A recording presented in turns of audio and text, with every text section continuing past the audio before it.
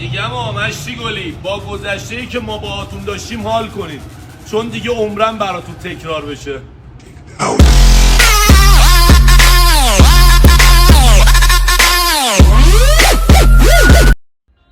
میگم با آفتابه داشت آب میخورد، لیوان دادیم دستش، واسه خودمون شاخ شد. این بده.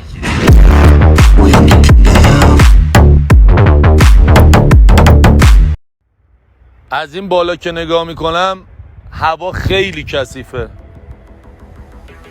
مثل ذاتت نامرد.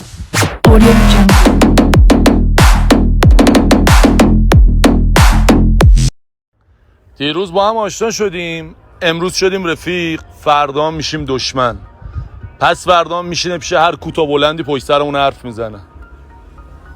توف به هر چی آدم بی ذاته.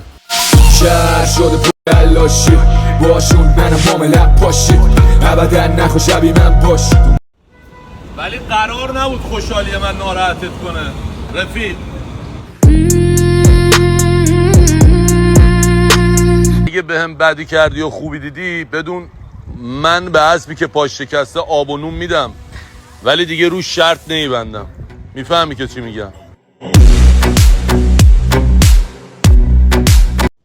والله ما اگه ازت تعریف کردیم تعریفی نبودیم. ما عادت داریم کسی که کنارمونه رو بزرگ کنیم تا پیش ما احساس کوچیکی نکنه.